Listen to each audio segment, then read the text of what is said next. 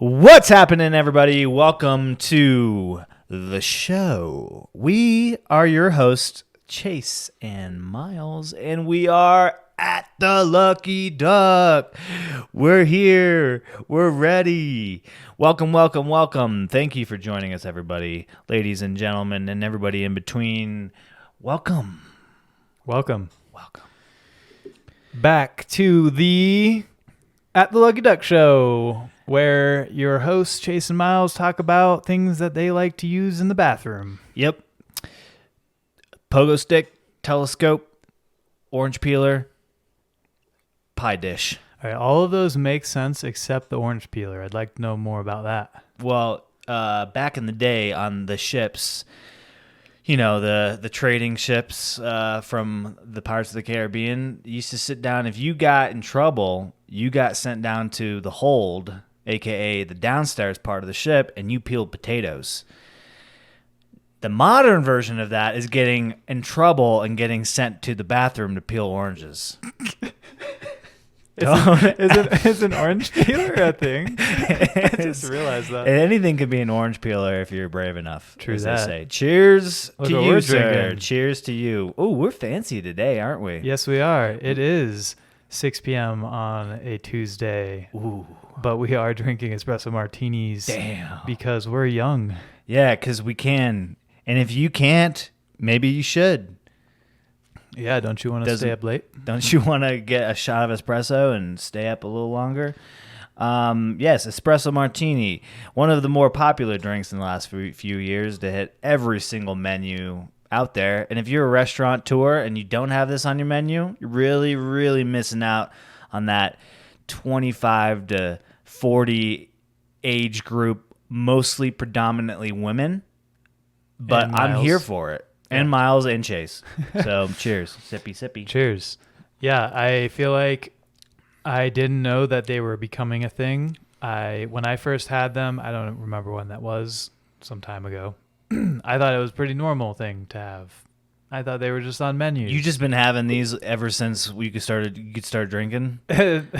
No, not ever since I started drinking, but I had never thought that people didn't have them before. I was like, espresso martini makes sense. You have a coffee after dinner. Yeah. Why wouldn't you just put alcohol in it? Put it in a martini glass. Yeah. Put some Kahlua or something in it. Yeah, that's exactly what's in it. You just nailed it. Yeah, and then drop in some espresso beans for a garnish. Boom, the trifecta. A little bit of a aromatic, garnish you thrown in the top. You just get that nice sip. And you smell the espresso beans that are just placed in that little pattern. Oh, my God. It's so good. So good. So good. And if you want to know exactly how to make it, head to our Instagram where we post all the recipes for the drinks we drink during these episodes. This one, a little more involved because you do need a way to make espresso. But you can do it. I believe in you. You can actually get one of those, stovetop espresso makers that cost you maybe $10 on Amazon. Now you're cooking with gas. Yeah. You're making espressos. You're wired. Maybe you're drinking 2 or 3 every morning. Soon you become a degenerate and add it to your cocktails. Yeah. Get on it, folks. Or you can go to espresso.com/attheluckyduck to not get anything off an espresso maker, but it'll let them know that we're sending people there, and then we might get an affiliate link. Hey, question. Who does own espresso.com?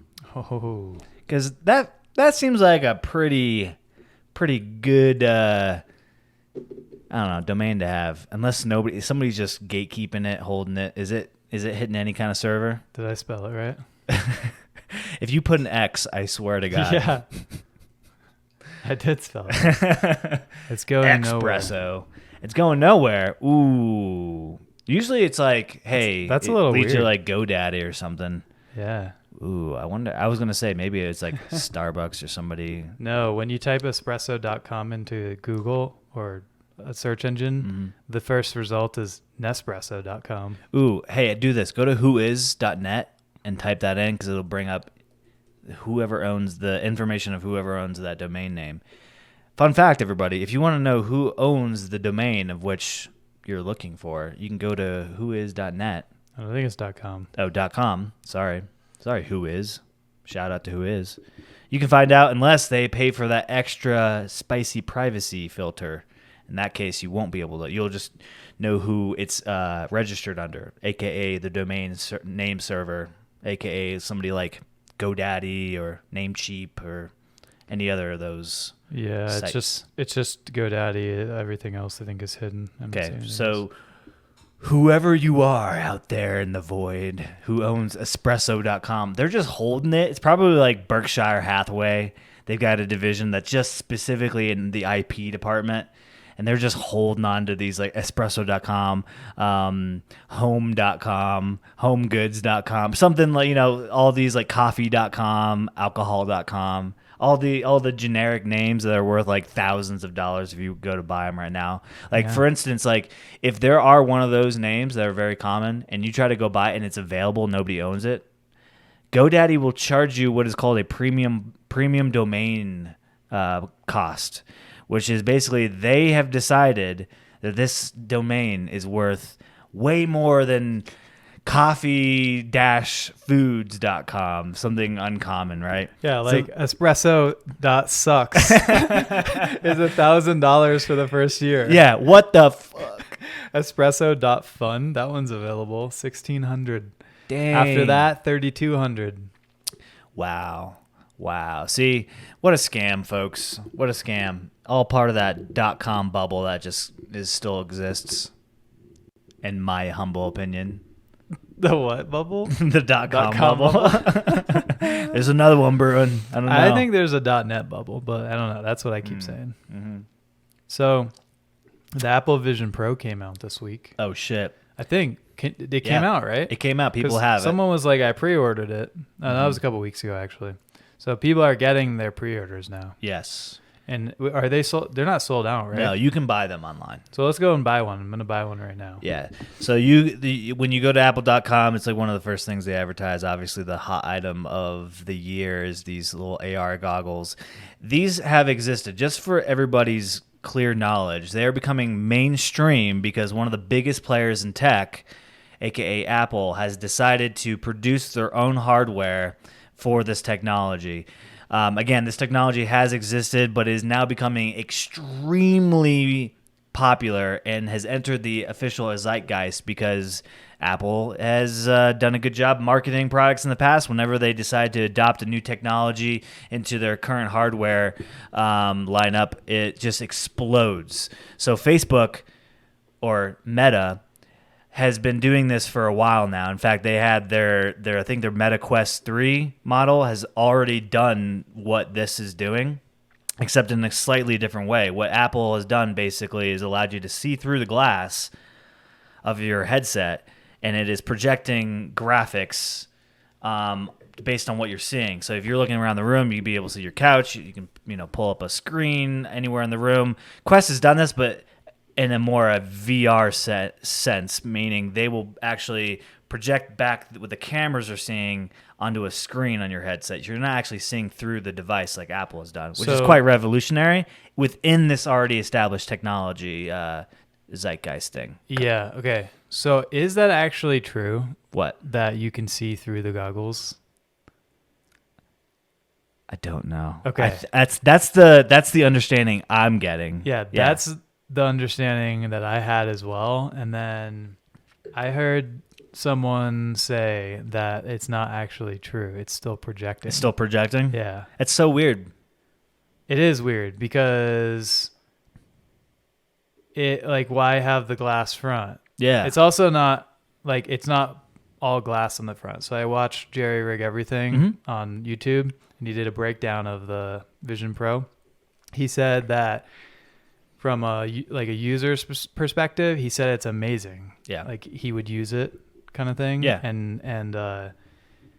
But he broke it down, and like the front of it scratches super easily. Like any little thing will scratch it because it's like a laminate over the glass. Oh. And then he said the strap on the back's really nice, but he basically broke it down, and I may have misunderstood him, but I'm pretty sure he said that you don't actually see directly through it. Yeah, it still projects. So he pulled all the components out, and it was pretty much solid through. So I don't know I think the point is so that people can see you. right? Interesting. So it's kind of like acting like it's just glasses, but it's not actually. Yeah, because the way they've marketed it is with like the person, you're staring front view of them and you can see their face through the glass. So I guess that's just to what you just spoke about. Yeah, the being camera's looking at you. Being able to not have that awkward interaction where, you know, you're the guy not having the headset on, and then suddenly you're just like completely removed from the people that do have the headset on. Regardless, it's pretty cool technology. I have heard some of the same critiques. I also heard it's extremely front heavy, meaning the glass front part that goes over your face is kind of heavy and kind of, you know, it's not hard, but makes wearing it for a long time not like the best case, or maybe you get used to it. I don't know. Again, we are critiquing this thing without actually trying it. Yeah, because they didn't send us one. Thanks, Apple.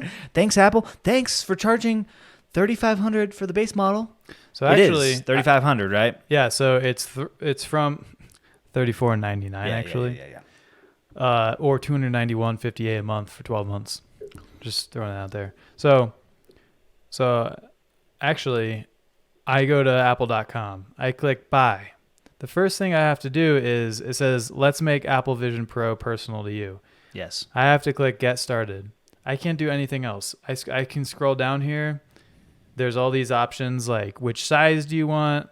Do you want a 1 terabyte? By the way, I think you start with something less than 256. No, it starts at 256. That's the $3,500 model. 1 TB is $3,900. So you're paying for a $400 upgrade there, which is I think the typical storage increase. Why would you need a terabyte for the Vision Pro? I don't know. Maybe you want to have a abundant library of apps and games and other content directly locally on your device. Maybe you want to store photos, movies, other things locally so you don't have to rely on internet connectivity. So, question here, because this is going to piss me off, I feel like if you have your phone right here and you have your Vision Pro, I should be able to browse all the photos and everything on my phone in my Vision Pro. I feel like that's not the case, and I'm going to have to buy Apple iCloud now. Yeah, one of the things I think is this is a completely isolated hardware. So this isn't like some of the other VR headsets on the market where they are projecting or connecting to an auxiliary hardware, aka your PC or a mobile device, and then feeding information back and forth. But I think it's supposed to be like, I know it can be on its own, but I think it's supposed to integrate well with all of your devices. Yep. Like you should be able to have the thing on, be on your computer, and then walk away and continue working on whatever you're doing. Looking for your text messages, whatever. The same way they've had the handoff technology that integrates your phone with your iMac or your MacBook Pro. You can basically do the same thing. So this is just another extension of that technology. So it's not like it's like directly tied to your iPhone. And much like any of the library of hardware with Apple, you just log into your iCloud account and it connects all your devices, puts all your information across all. So it's the same handoff technology, which means if you're working on a note here, in order for your Vision Pro to have access to it, it needs to be linked to your iCloud and be saving to your iCloud account. And then when you walk away from your computer, your Vision Pro is pulling that version. Yeah, essentially, unless I think handoff works a little quicker than the iCloud. Okay. So it's a little more instantaneous. Likewise, I think maybe they've done a couple extra things to the software to specifically work just for the Apple Vision Pro. But a lot of people really like it. I think Facebook should be excited, or Meta should be excited, because this is making their vision of the metaverse become even more mainstream. So, yeah, it's exciting stuff. I mean, I think it has its own operating system, right? I can't remember what they call it. It's like the Vision OS or something like that. and it's got all the native apps that you get when you buy an iPhone or a MacBook or whatever. I'm excited to see and test one out soon to see if that's something I'd be interested in. Although with the hefty price tag of $3,500 starting, it's going to be hard to convince the average consumer that this is something they have to have. People say it's worth it, though. People say it's worth it, but people who say it's worth it have already bought it and have probably already pre-ordered it for a long time and have disassociated themselves from that amount of money. But regardless, we shall wait and see. And I have been tempted to buy one myself. I mean, I've seen all the videos of people. It looks cool. It looks sick. It's kind of like what I hoped VR would be when we first dipped our toes into it. And it was the PlayStation VR headset.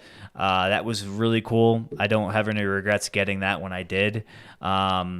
It's exciting to see the technology continue to be developed and pushed into the future. It's a little dystopian seeing all the videos of people like walking in the streets, just fucking sitting on a bus and doing the little hand gestures and whatnot. That's another thing is I heard that the hand gestures and the operating the actual OS works really, really well. The eye tracking technology in it allows the headset to ultimately know where you're looking, which is incredibly just kind of spooky when you think about it. Yeah, it's kind of spooky because you've always thought that the phone had that capability. Like when you're in an app, say Facebook or something, it can tell which panel you're looking at or what your intentions are. I don't know if they've had that technology or if they've actually had it running, but now they for sure have it because they're using it. Yeah, and it's clear that they're using it. So this is one gripe I have right now. So I went to go buy that Vision Pro because I want one right now. And this pops up. I have to click Get Started, and it's this kind of QR code thing. Mm-hmm. So it says take your phone out and scan it. And I go to scan it. It says the code is not compatible with this version of iOS. Oh, womp womp. Yeah, so it sounds like, and what they're doing is they're going to take a scan of your head to determine the right size fit headset for you by using your phone or your iPad's camera. And so if you own one of these and you've set one up, and especially in recent years, and you're using Face ID, it's basically the same thing. So you go to the Face ID type of setup, you rotate your head up and rotate it around. It'll get a digital scan of your head and determine what best fit model, whatever they need to send you. So you have to have an iOS device to do that. I'm not sure for you Android users who are looking to jump ship and get into the native app family of Apple products. I'm not sure how you would able to do this. Maybe you could go to an Apple store. Maybe there's an app on the Google Play Store or a store like that you're able to download to do this. Not quite sure, but they're wanting to make sure it's personalized to fit just you, because for those of you, myself included, who have big heads, not metaphorically, but physically, maybe and metaphorically, but mostly physically, you can't just buy something off the shelf and expect it to fit. I mean, I spent so many times trying on hats and so many disappointed put back on the shelf moments for me because it was just way too fucking small. That's the one thing. If I go to your store and I put on a hat and it fits me, I'm buying it. That's how rare. That's how rare it is to find a hat that is big enough for my head.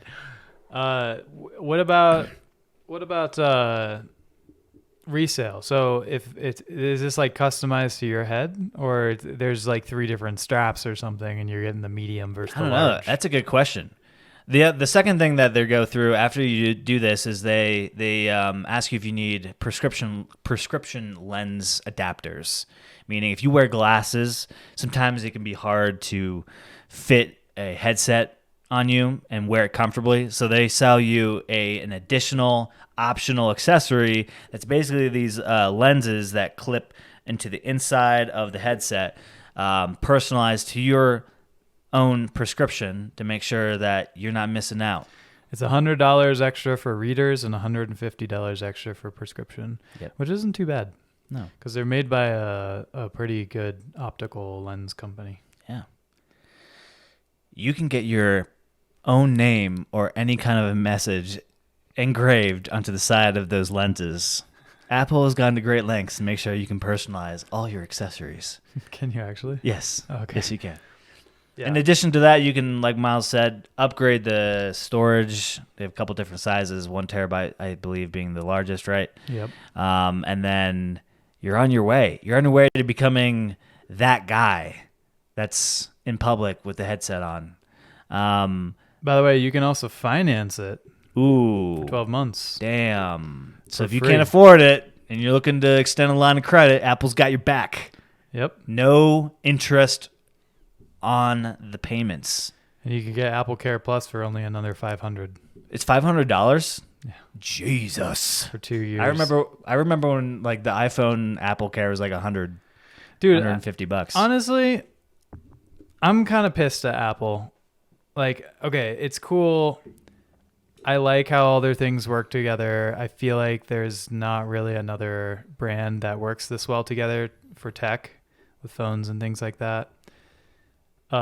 Maybe Google, because they have like the Pixel and they have the Chromebooks and stuff. I don't know, but Apple is the most seamless. It has problems like anything, but like being able to have your watch, your phone, your computer, the modem or the storage, the Apple TV, all those different things being into AirPlay, like it's great, but I feel like their product quality has gone down in like the last 5 years at least. I've had my phone break, my laptop break, and my AirPods break. Wow. Like almost every Apple product I own except like the Apple TV. Oh, snap. Yeah. Maybe you've been on a bad, or it could be, generally speaking, that the quality has gone down.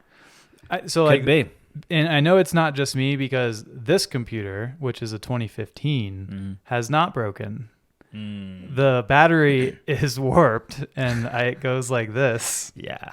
And makes noises, but functionally it's amazing. It still works really well. And every other device after that has broken. I feel like this is a very common problem, in tech. You know, the new stuff just becoming cheaper and cheaper. Yeah. Maybe historic supply lines have changed and have gone to seek cheaper alternatives to maintain similar pricing as in the past. You know, there's probably a name for that, right?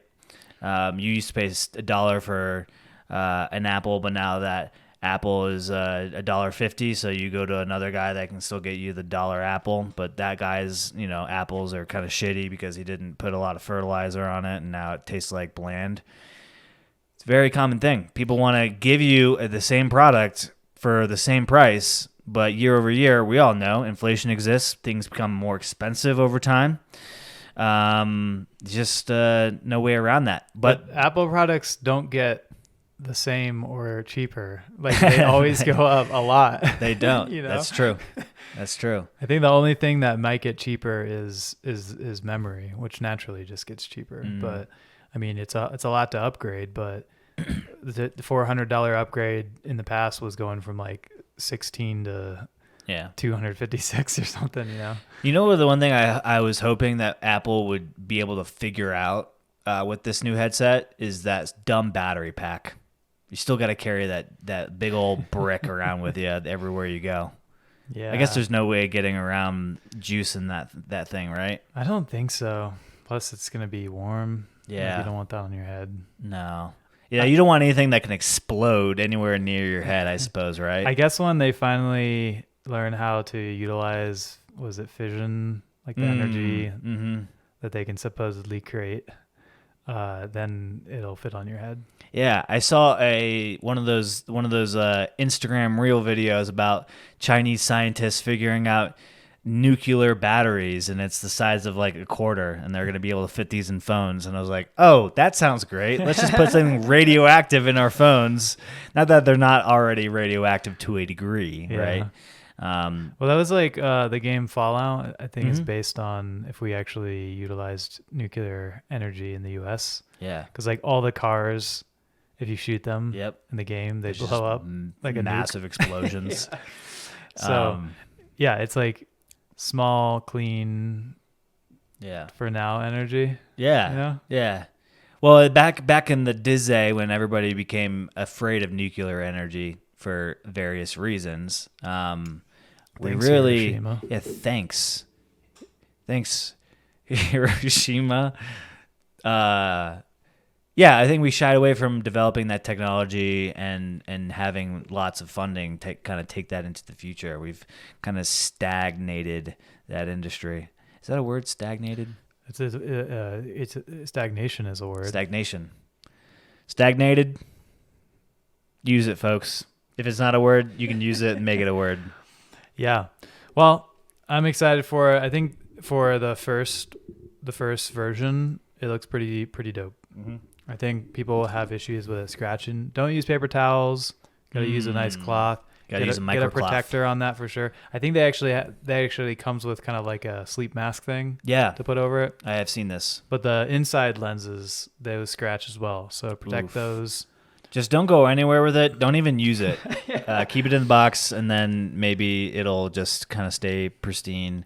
But yeah, I thought, hey, if I don't get this one, I'm definitely getting Gen 2. Oh yeah. Gen 2 is going to be way better, you got to think, right? I'll have more money by then anyway. Yeah. I'll have saved my $1 a day. So in like 3,500 days, I will be able to get one. What is that, 5 years? 4 years? It's a lot of years. It's like 10 years? like 7 or 8 years, I think. I'm not getting one. I've given up. I did my math and it didn't check out. I feel like you could do, I don't know, probably like $291.58 for the next year, like per month for the next year, and then you could get one next year. Yeah, that's what I'm gonna do. I'm good at math. But I gotta save up for the new iPhone. When am I gonna do that? And then soon after that, I gotta get the new Apple Watch. So that's the thing. If you are at all interested in this and you have an Android phone, which means you probably don't have a MacBook, because why would you have a MacBook? Like, Unless you have to for like work or something. Yeah, sure. That's true. But for like your own personal computer. Anyway, you're not going to switch just to use this, right? No. Like 3,500 plus you're probably getting more storage. So let's say you're closer to, let's say you're 4,000. You might get into the prescription lenses. You're at 4,000. Whoa. Stick with the base model. No. Because who needs more than 256, if you're mostly just streaming stuff? Well, I could tell you if this little how much storage do I need to get wasn't grayed out. Oh, shit, because they want you to do the whole test fit thing, which is kind of, it's fucked. Listen, does your Apple TV need 256? I don't use my Apple TV that often. Yeah, but if you did, they don't even sell it that. I don't think they even sell it. If I worked on my Apple TV, then maybe this is a work device you work on. Oh, I guess, is that how they're trying to sell it? Well, no. I mean, what else would you use it for? You're not going to just be like, oh, I got a text message. Let's pop see. it on. Gaming, porn, definitely. People are going to use this to play. Yeah, I guess because it's like AR. Yeah. Because it's coming. It's not VR, right? So, but no, you can do VR. It's a yeah. You can do VR. It'll like it's multimedia. Okay. Multi-reality. So you can do both. Yeah. Okay. That's not that common of a use for it, by the way. Well, okay. No one's paying $4,000 so they can watch. Nobody's porn. saying it publicly, but we all know you're getting that thing in, and then hour 3 into it, you're jerking off with it. Okay. So let's go back to the beginning. So you have porn. You have, what was the other thing you said? Gaming. What games? Well, you could play like basketball games. Yeah. You could play. I mean, I don't know, Beat Saber, all the normal VR games. Okay. Yeah. Okay. Yeah. What next? Productivity. So work. Some guy was on the treadmill and he was like playing a slots game, watching the NBA game, and then having like YouTube open in the other corner, which like is like, I don't know, the recipe for attention overload, right? Yeah, and also tripping on the treadmill. And dying. That's true. Breaking your it's all VR, so there's no yeah. As soon as you fall and that thing cracks, you're fucked. I hope you got the $500 Apple Care. Wait, is it a treadmill? Is the treadmill part of the thing? You're just running in place, but you're actually running on a treadmill? Yeah. Or was he actually? No, he was actually he was in the gym. Okay. He was one of those guys who was like making a video for content while wearing his AR goggles, and everyone around him was probably like, "Fuck this guy," because I would be one of those guys. That's funny. I always wonder how people do that in the gym. It's really they have like zero fucks and no self-awareness. They're just like, everybody's gonna suffer so I can have more followers on YouTube. I went to the gym yesterday. So when do you think the gym is the least busy? Probably like in the middle of the day. Middle of the day, like work day.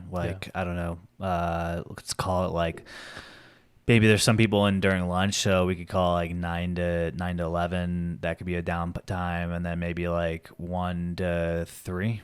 Yeah. Yeah. That's what you would think. That's what I do think. Yeah. And that's what I thought too.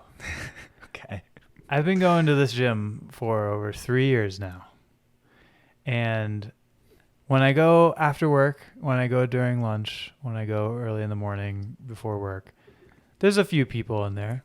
It's not very crowded. I went at 2 p.m. yesterday. You know why I went at 2 p.m.? Because you thought nobody would be there. Yeah, because after lunch, who works out after lunch? Nobody. It was don't eat lunch. Full to the brim.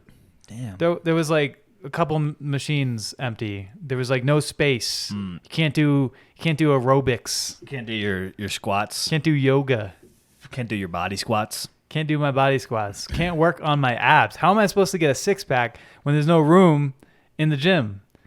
I'm serious. I go there at 2 p.m. and it's full. I'm like, what the fuck? Is today a holiday? I literally was like, is today a holiday? So I went out for a walk instead. And there were so many people on the sidewalk. I was like, did everyone decide to be healthy today? Maybe just nobody works anymore.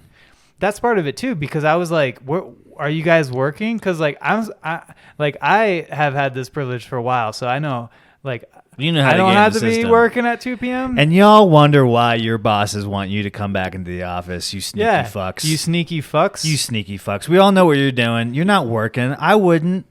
I mean, I probably would because I have a certain responsibilities that I have to attend to, or else I get, it's not good. But if you're one of those people that can coast by with maybe like 3 hours of work a day and the rest you can just work, and then you can go to the gym at 2 p.m., you can go walk your dog for an hour, take a little bit of a nap, open up Call of Duty, play some ranked play, maybe, I don't know, go to the supermarket at 10 o'clock in the morning because you're thinking nobody else is going to be there, get all your grocery shopping done. We know what you're doing. Yeah, and your bosses know what you're doing too. They know.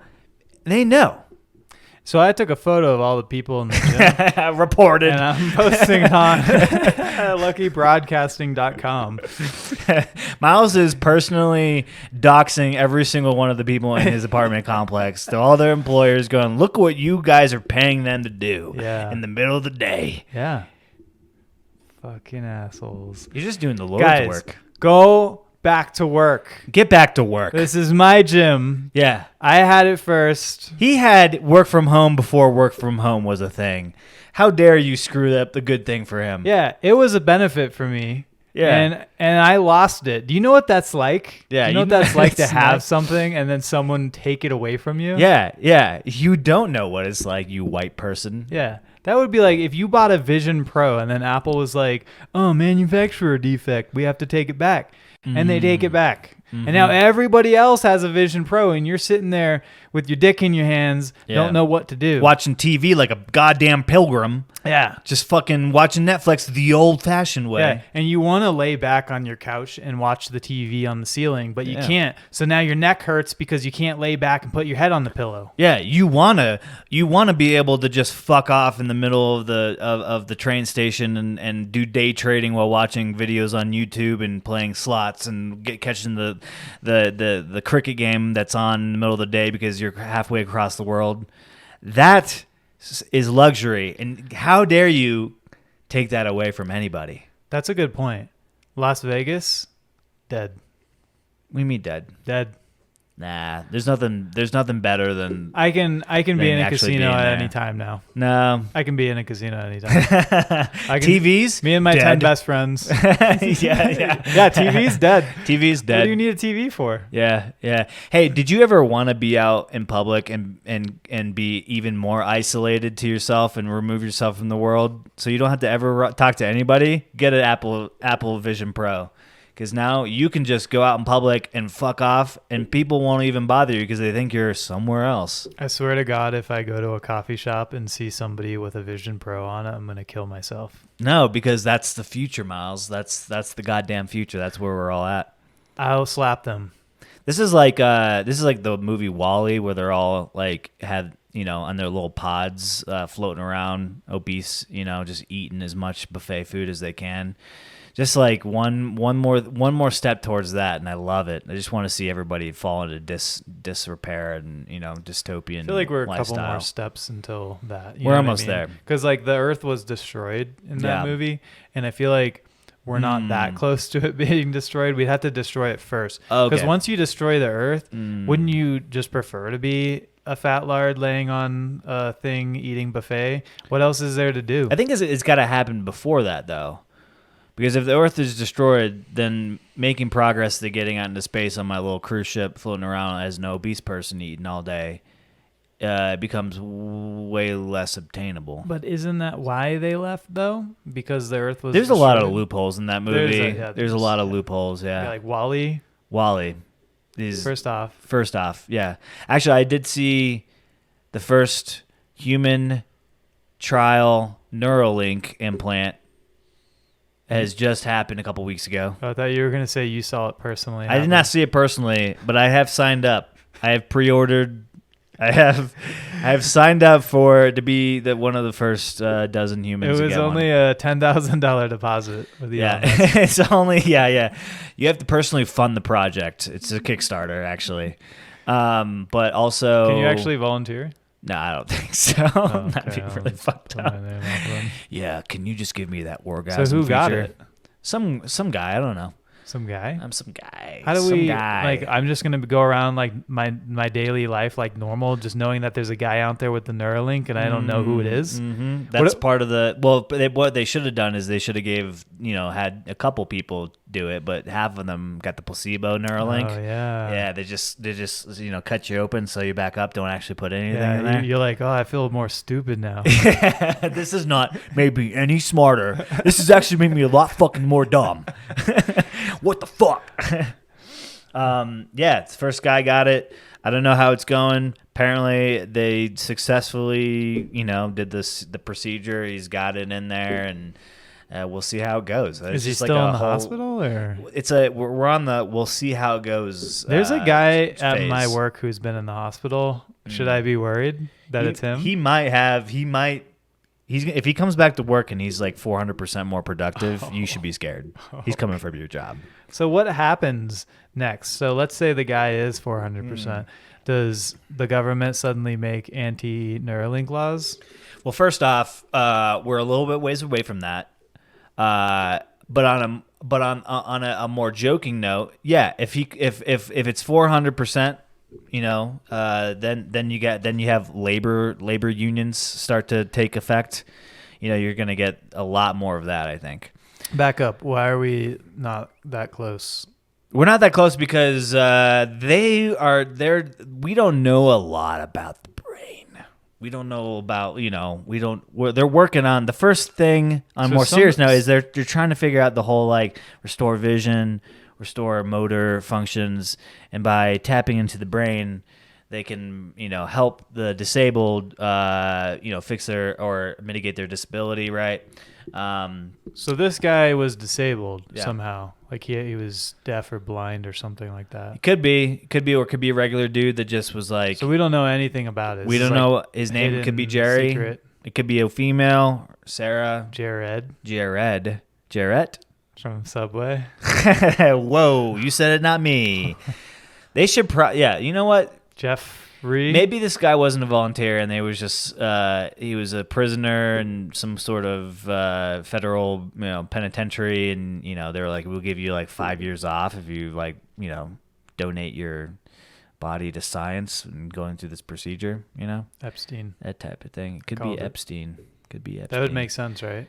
Yep. Goes off the grid. No one actually saw his body, did they? We saw pictures, but we didn't see his body. They saw his body. No, I don't think so. Actually, the real reason why Neuralink was started is to actually bring people back from the dead. Go to Mars, I think, is actually the real reason. Well, I mean, when Epstein died, it just triggered a whole lot of things, investigations, accusations, and Neuralink. They were like, we got to get this guy back because he's the only one that knows who's actually participating in all these crimes. Alleged crimes. I thought he was the only one that participated in the alleged crimes. See, and that's what the Clintons want you to believe.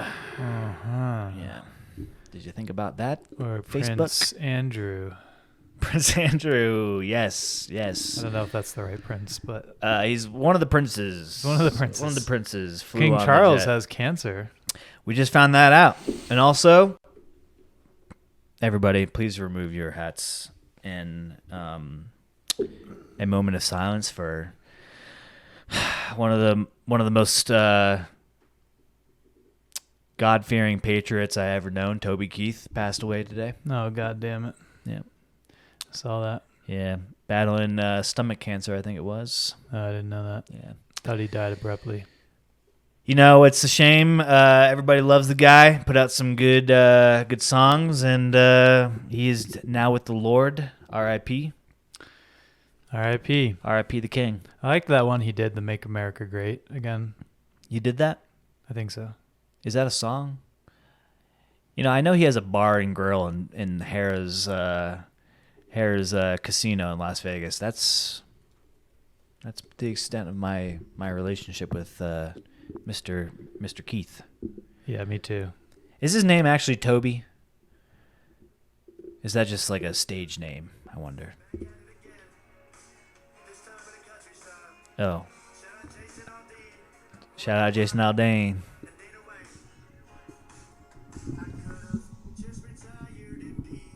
This is definitely not Toby Keith, is it? This is not. Shut the fuck up.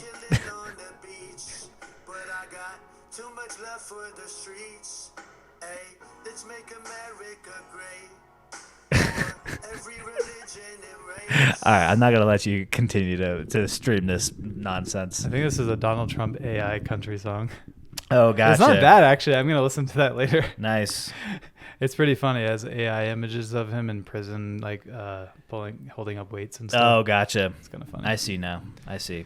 Sorry, I didn't mean to smear Toby Keith's name. Good name. Yeah, it's fucked up. He just died, dude. He just died. Miles hates Toby Keith.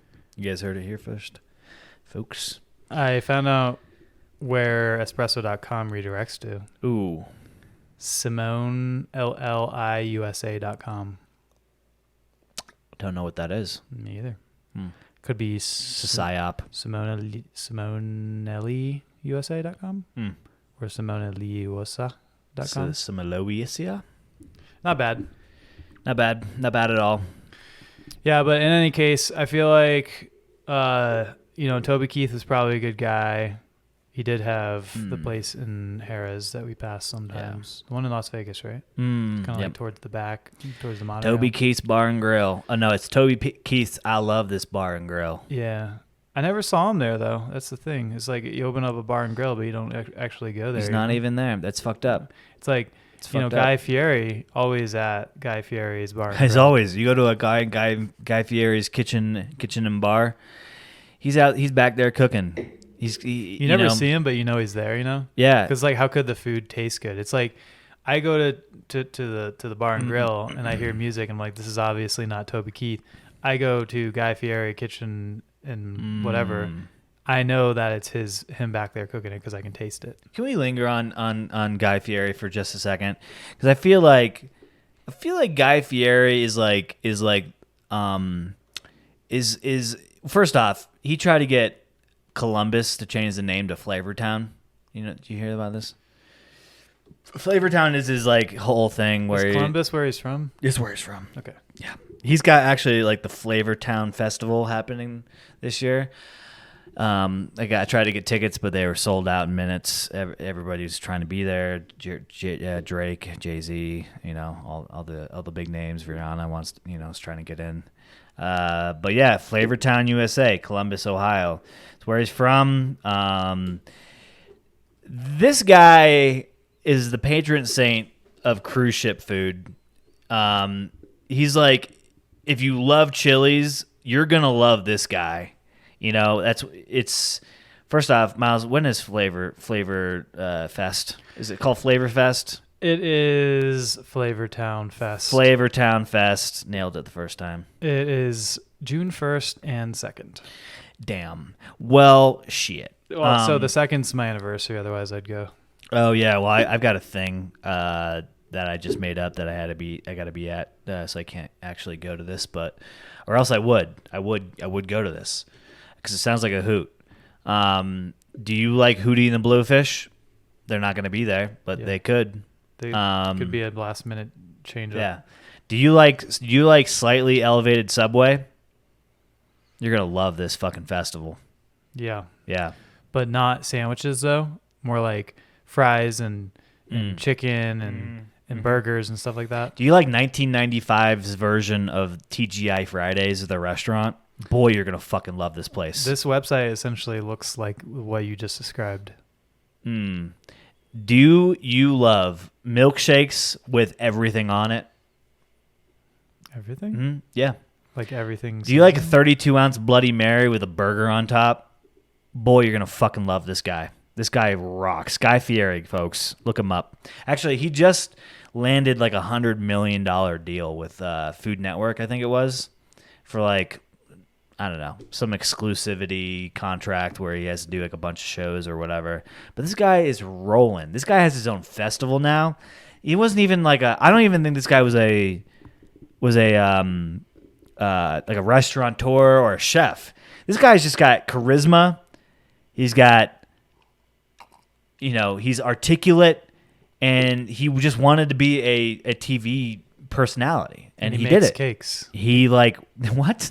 You can buy his cakes in the store. Guy Fieri has cakes. Yeah. What doesn't this guy have? It's a cake mix. Do I have to go on? His resume is pages and pages long. If this guy had a LinkedIn page, it'd be going on further down than the Google search history.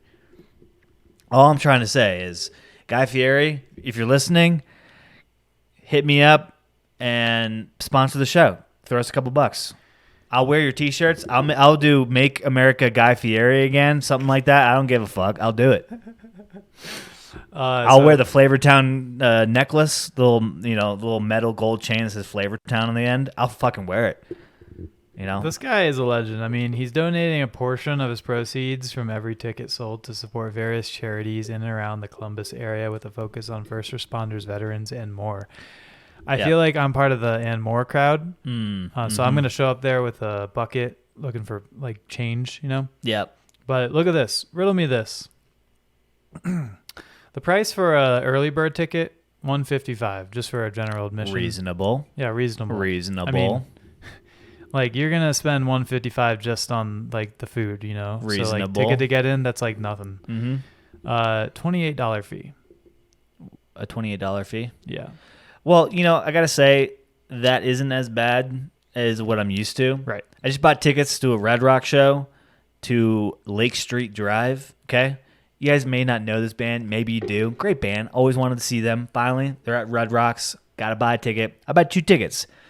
$150 in fees. I'll say that again. $150 in fees, Who's dude. the vendor? It's Live Nation or whatever the fuck. I don't know. Ticketmaster, Live Nation, AXS. That's somebody who works for them. I'm going to reprimand them. I don't understand it, man. I don't fucking understand it. Why is it costing me $130 to broker a ticket or buy a ticket from a broker? I just don't fucking get it. Like, what are you doing? Or how much was the actual ticket? The tickets were expensive. They're like $300 a pop. Okay.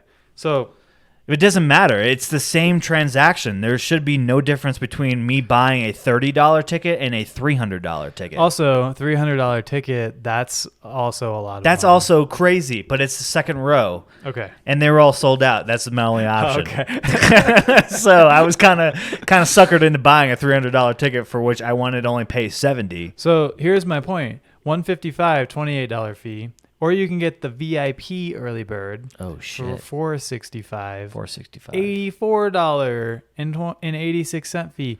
Why are you paying more for the fee?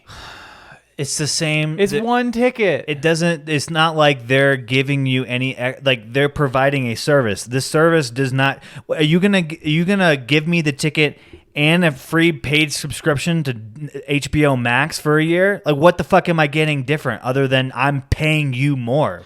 This isn't a percentage transaction fee, because literally that's already baked into the fee somehow. You know, it's so dumb. I'm over it. Joe Biden, if you're listening, Donald Trump, if you're listening, because you're actually our real president, do something about this Ticketmaster bullshit. I'm sick of it. I'm already over it. Yeah, Joe Biden promised that he would, and he Yeah. didn't. And Yeah. that's why I'm voting for Trump. You know, honestly, student debt, second to Ticketmaster issue. Yeah. You know? I feel like honestly, all these things are just falling apart. He's like, yeah, I'm going to pay off student loans. Didn't do that. Going to get rid of junk fees. Did it for some things and not the more important things. it's Right? such bullshit. Did he even do that at all? Come on. Yeah. Pisses me off. And that's why right here I'm petitioning Guy Fieri to run as an independent. Oh my God. That might Do be you the believe best that? idea. The flavor president? Yeah. The flavor campaign? I'll give to the campaign. God damn it! If he gets elected, the White House is going to be Flavortown USA. That's when they're going to rename Washington Flavortown USA. Is like they're going to just paint they're going to paint flames on the Air Force One. Yeah. You know, all the Secret Service agents are going to have polo T-shirts and spiked blonde hair. Did you say they're going to rename DC to that? Flavortown USA, yeah. That's funny. The Flavor House. Executive Order number 1. Executive Order number 1. Burgers are on the menu at the White House, and also we're calling it the Flavor House. So I feel like my campaign donation should be contingent upon him doing that. So like, if he wins the presidency and he doesn't do that, I get my money back. Yeah, essentially. It's like a Kickstarter. Yeah. You know, if they don't meet their goal, you get the money back Right. type of thing. Yeah. Yeah. Yes. Is that how it works? I don't know. Kickstarter? Actually, there's a little disclaimer at the bottom. It's like, we don't actually know if they're going to give you what they promised you, but like you're agreeing to like unofficial accept rule. those terms though. Yeah. Um, I've been thinking about It's doing fine. a Kickstarter.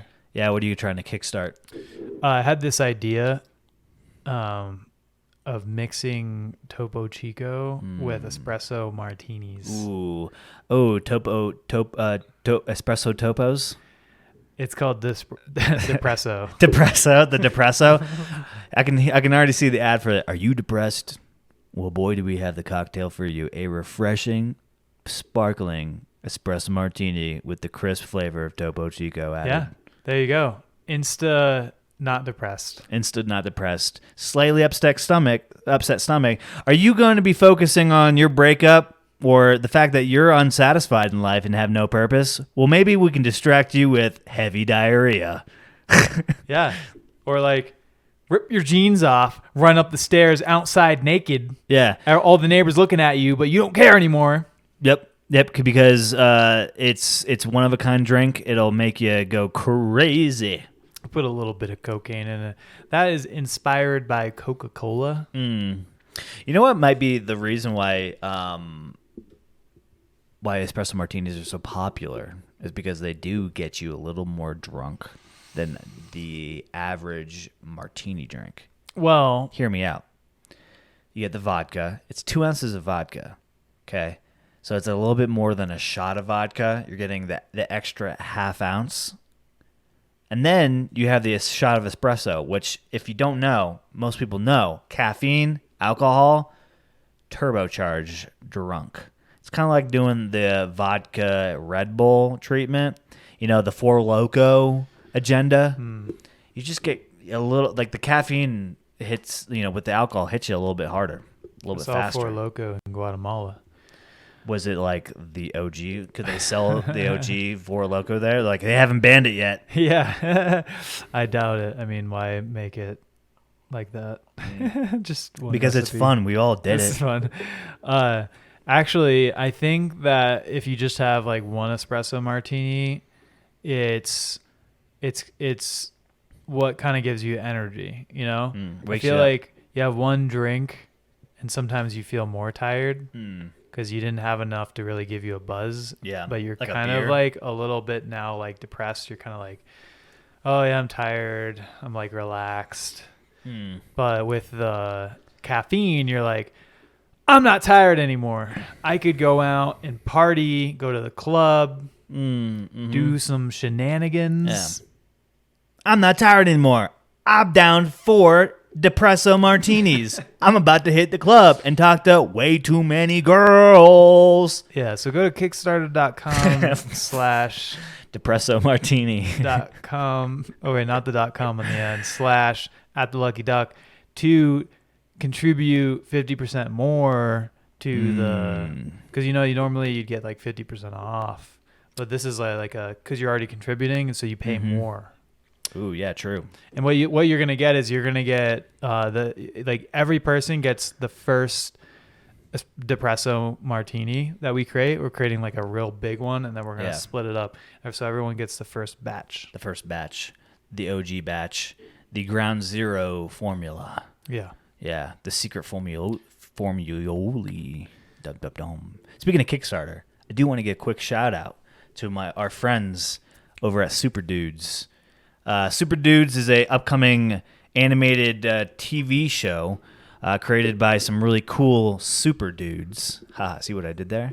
Our friend Matt Bruggeman, who was on the first season of Don't Write Me Off, our audio drama, is kickstarting a brand new animated feature called Super Dudes, which you can go on to Kickstarter right now and check it out and back them. You can get some really cool things like T-shirts, sweatshirts, stickers, things like that. You can actually even get a part in their show and some exclusive producer credit. You can head over to their Instagram page, Super Dudes, to find the link in their bio and back them today. Guys, they already have 37 backers at over a third of their goal. Not over a third, about a third of their goal, which means they're pretty legit. They're legit. These guys are great. The animation style looks really cool. They're really funny. I had the pleasure of getting a sneak peek of some audio of what they're doing. Guys, these guys are really cool. They're really creative. If you want to support independent artists and creatives such as us and them, you should do it. Because that's what makes this life of ours super cool, is people making fun stuff and putting it out there for you to enjoy. And to do that takes a little bit of money, takes a little bit of effort, and a little bit of time, to which these guys are willing to do all that. And they just need you to donate. Do it. Do it. Super and if Dudes. you don't, then it's fine. But yeah, you should. To do it or else, honestly. Yep. Yeah. Or else. I don't know what we're going to do yet, but it might have something to do with the Depresso. We might have to make some more Depresso martinis. How about this? If their Kickstarter gets funded to their goal, we will do the Depresso martini. Yeah. If they hit their goal, Super Dude's goal on Kickstarter, I will, on the live podcast, drink 7 Depresso martinis back to back to back without throwing up. You sure you want to do that? We should probably cut this part out. I'm committed. No, for real though. He'll do it. It's fine. I'll do it. It's fine. Facebook Live. Yeah, I'll, X, whatever. Do they do live things on X now? I don't know. Can you do videos on X? You can. Not like xxx.com. No. But no. like X, like X. as in Twitter.com. Yes. Yes. Is it x.com or is it twitter.com? I think it's x.com. We're checking. We're checking. Hold please while we check for x.com. I cannot display. It just redirects to Twitter. Oh. Well, I get it. No, I get it. I don't get it. I don't get it. Why would you buy a brand and then change it? Because one man's ego trumps, an entire company. And I hate when people say X, because every time I read an article, they say on X, Formerly known as in parentheses, Twitter. formerly known as Twitter. And I was like, how long are you gonna have to do that for? Yeah, thanks forever, because no one knows what a letter is. Yeah, nobody knows. Nobody. There hasn't been enough time to associate Twitter with a letter yet. You should have called it like Branding 101. X today or something like that. Should have called it .com. That is so memorable. It's basically what people are doing when they go onto Twitter. They're just like, I have an idea. So tweet. If you did .com, you would never need to say formerly Twitter. People would just know. They would know because it's a very unique niche. When you say on X, people just think it's a typo. They're like, did they mean Facebook? Yeah, like they just typed X, an like your ex-girlfriend. Like, when people say it, it's you're thinking EX, right? Not the letter X. Yeah. Yeah, exactly. Yeah. I mean, this is a mess. Who thought of it? Oh my God. Fix your mess. shit, Elon. Yeah. And if you don't, it's fine too. You're doing Neuralink. Yeah. It's probably working. Whatever. It's probably, we won't know though. I wouldn't mind going to Mars, so sign me up for that if you're listening to this. If the guy dies, the Neuralink do you think it's just done? They're just like, well, No. we had a good run. You think people are gonna have enough trust in that thing to be like, yeah, well, one guy died, but like it was like version 1. Yeah. They figured it out. Yeah, there's no way it's gonna kill me. Yeah. Yeah, definitely. Some serious rebrand. They might have to like rebrand that. Think about like, okay, so if the guy dies, so he signed all these things saying like, I'm not gonna sue Neuralink, which is like you can still sue them, but so if he dies, his family probably gets like at most, I don't know, $1 million or something. Yeah, right? yeah. It's like not that much money. No, it's not. Like it is, but it, like in the grand scheme for of something things, that could like cure blindness. Oh, what's really weird is like putting value to human life. Yeah. Like you ever hear about that? Like attorneys having to basically go to the court and to like with these companies like DuPont or name any other chemical company that's had a big lawsuit where they basically have to like assign a value to like your husband dies from chemical exposure from Teflon or whatever, and then you sue them because he died and you want monetary repercussions from the company. And they go, okay, so basically now you have two lawyers or two teams of lawyers basically determining how much your husband's life is worth. And I think there was a number, we may have talked about this before, but there's a number of which they have determined in many cases of what a human life is worth. Do you know what that number is? No, that's what I was looking up, but yeah, because I've heard the same thing for when the terrorist attack, the 9/11 terrorist attack. Right, yeah, they did that too. They pay out a bunch of people for that. Yeah. So it says, according to this blog here, I want to say it was like $700,000 or something like that per person. Yeah, so I think this was like from a something with Ford Motor Company. It said they determined. I think this is what it was. This is like Ford had to recall 11 million vehicles, and it was like they were trying to determine what the cost of recalling all the vehicles versus people just dying and then them having to pay for the deaths. Oh my God. So they said that they determined that out of court settlements would amount to about $200,000 for each life lost. Oh my God. $7,000 per serious injury and $700 for each lost vehicle. So this was back in 1970. That's like when that's a way. This is when the system has failed. So they said that recalling all the vehicles would cost $121 million, And if they didn't recall it and just ignored it, then they would save $70 million. Oh my God. Yeah. That's when you know the system's kind of broke. When companies are justifying not doing something over loss of life, cost savings. It's like those, like the pharmaceutical companies getting away with, drugging America and then just paying like the fine at the end, but yet they've made like 4 times the amount in profit. Yeah. So they're like, why would we not do that again? So this comes in for a lot of things. So I just read that in the 1980s, the federal government allowed states to increase their speed limits from 55 miles per hour to 65 miles per hour. I guess probably for highways or something. I'm not really sure. And the reason is so that people can commute faster, because it'll be better for the economy. Like people can get more things done. But that by doing that, fatalities increased by like a third. And so Americans saved 125,000 commuting hours per death.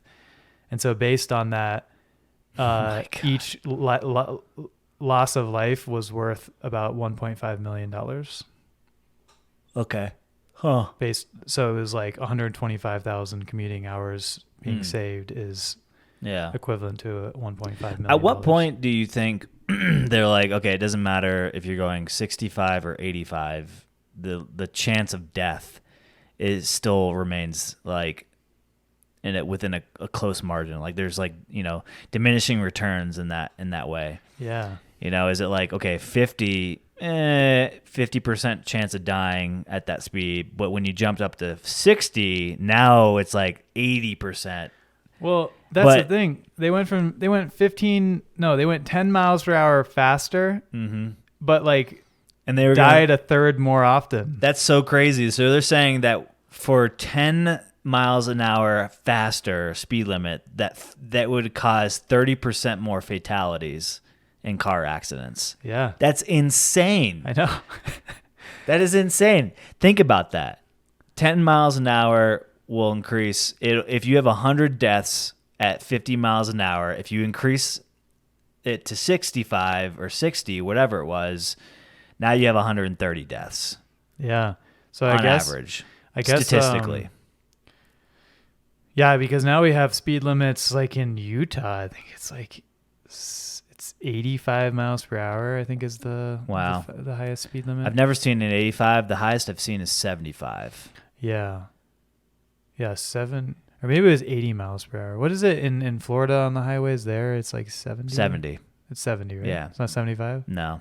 Okay, so maybe don't we have some speed limits here that are 75? Oh yeah. So I think maybe it was 80 that it was. Maybe it wasn't 85. Yeah. Actually, right below the exit where you live and you head down south, it immediately turns to 75. Yeah, but then it goes back to 65 at some point. Yeah, well, who's counting? Yeah, I love that.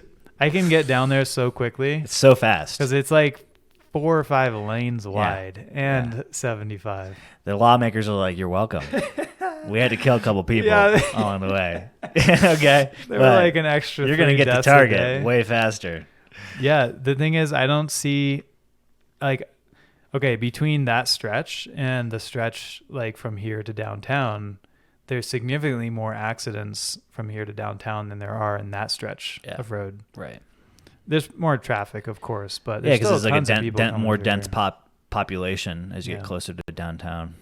So I guess, I don't know. Does it always correlate? Because also the cars are safer now. Maybe in the 1980s we didn't have as good of anti whatever it's called to keep your car from slipping or whatever. Yep. Yeah. You slid at 30 miles an hour. You were like 50-50 shot dying. Yeah, true. They were like airbags and stuff, seat belts.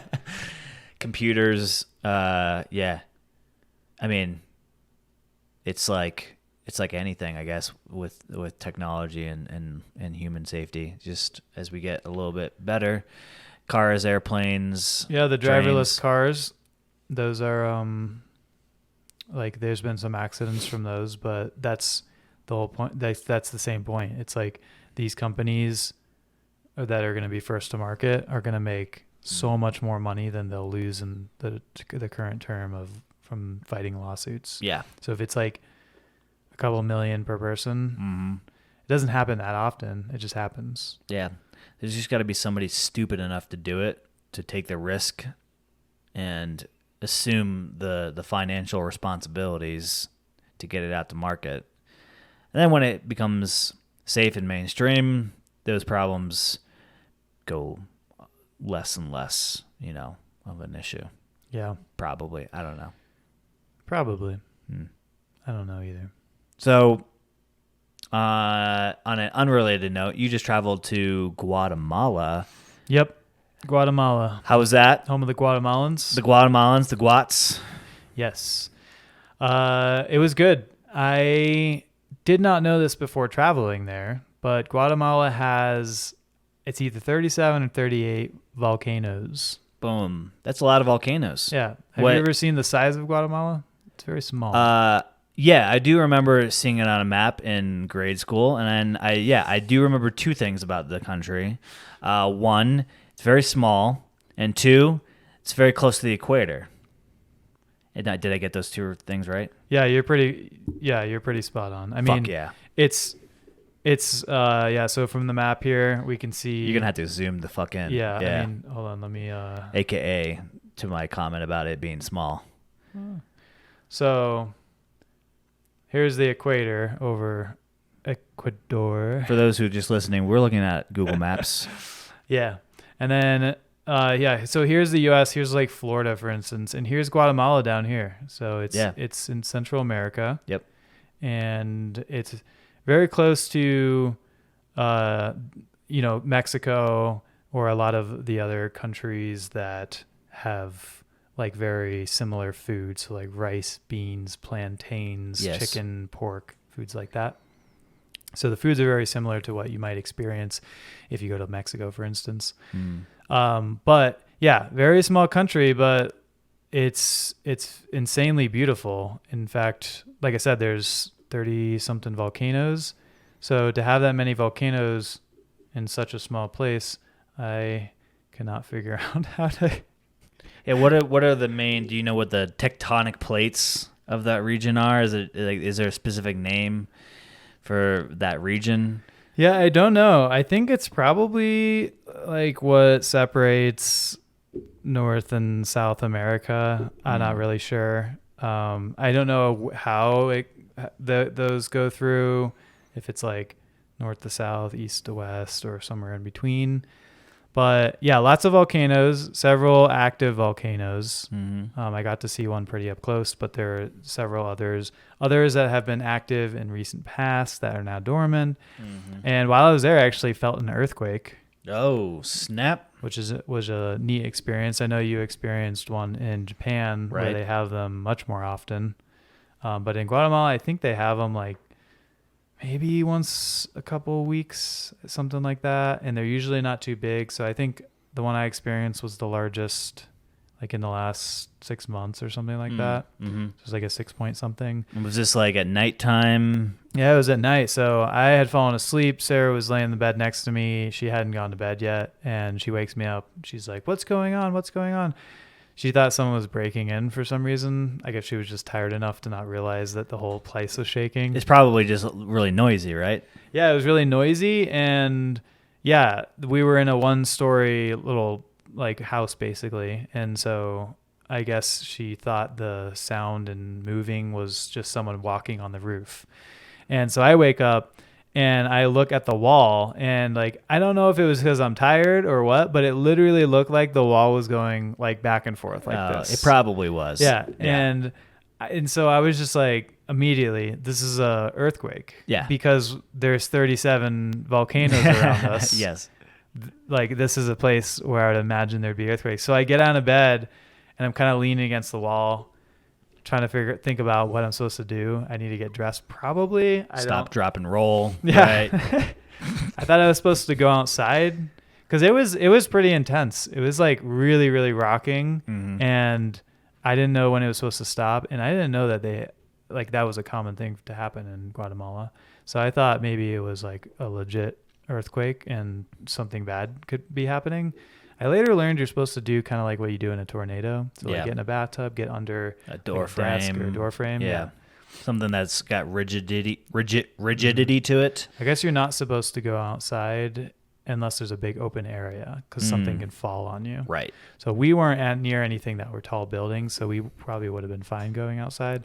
Now, was the general movement less like shaky and more like rocking back and forth type of thing, like almost like this motion? Yeah, I think like that. Yeah. That's what I remember it feeling like. Of course, it was in the moment, so something like that, you don't always remember, exactly probably how it went. Yes. So, yeah, it was like that, and then it stopped. I don't know, maybe like a minute it was probably going on for, and it stopped, like, I think, and I look out the window, and the place we were staying had a bunch of wind chimes, like 6 or 7 of them, and they were just swinging back and forth, like pretty intensely. And I was like, okay, like this wasn't our imagination. Like literally the earth just shook. Yeah, because it's hard to notice when you also are kind of shaking, so there's no constant, right? Yeah. There's nothing that's like absolutely standing still to like judge in relativity, right? Yeah. You just feel weird, like you literally just feel like you're moving like this. Yeah. So things feel like they're moving, and you're kind of like,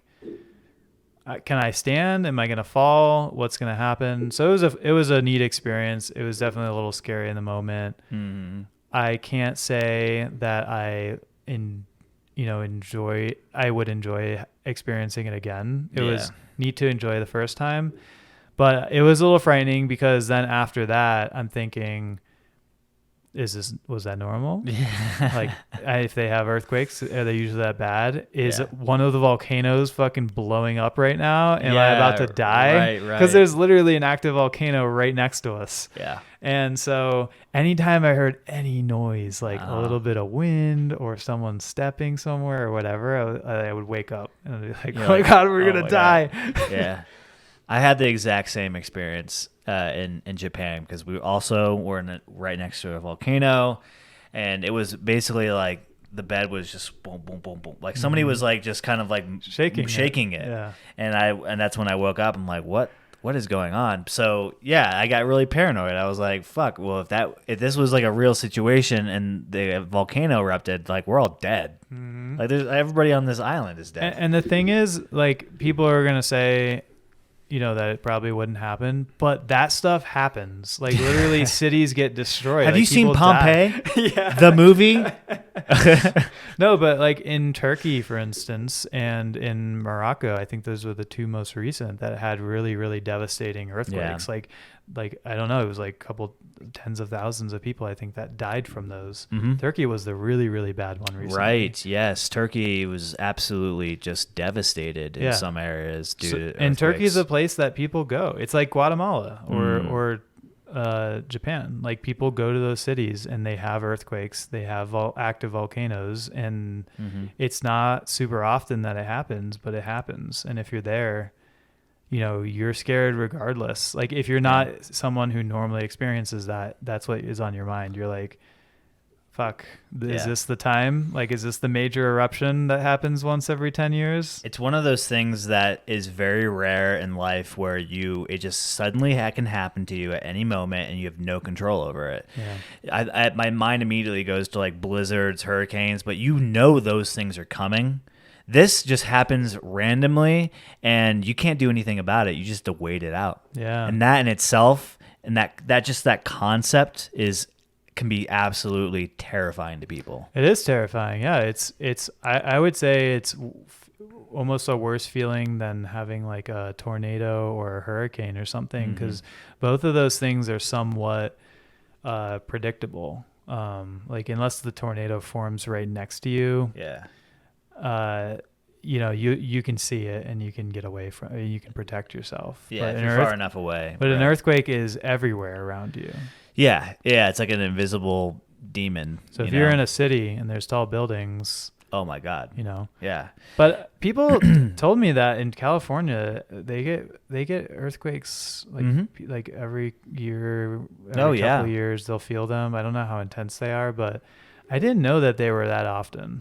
Yeah, it's like for those of us who don't live in areas with lots of earthquakes, and that's actually one of the things I had WhatsApped you that night and was like, yo, did you feel that earthquake? Like literally an hour after it happened, because it was just so randomly it happened that Janie and I were in bed, and she was like, when was the last time an earthquake happened in Colorado? And then she Googles earthquakes in Colorado, and of course, you know, she has like that data pop up. But one of the other things that popped up was like, 6.1 earthquake felt in Guatemala, and she's like, oh my God, because she knew you guys were there. She's like, I wonder if they're okay. That's why I just check. Right after that, I was like, oh shit, let me see if he's okay. Yeah, that was so weird because I hadn't been checking my phone. It was just on silent, and so I didn't see it when you texted me. But yeah, the next morning I was like, it wasn't like global news. Yeah, no, it wasn't. He know about this? Yeah, it's very niche information. Yeah, I thought that was so. I'm keeping weird. tabs on Guatemala things when you're gone, just in case something happens. I thought it was maybe because I had sent you the Waffle House photo, the Guatemalan Yeah. Waffle House photo. Which I'm still upset you did not go. Yeah. You know, The thing is, if it said Waffle House in like the Waffle House font, I might have gone. But it was like La Casa del Waffle. Yeah, we all know what it is. All right, it had the yellow banner with the black font. Yeah. It wasn't like on the nose, but it might as well have been. It also wasn't in that good of a part of town. But I mean, Yeah. Waffle House usually isn't. That's true. It fits the bill. Yeah. It fits the bill. So think about like U.S. Waffle House, you know? And then take it down And then, a notch. take it like down a couple more notches than that.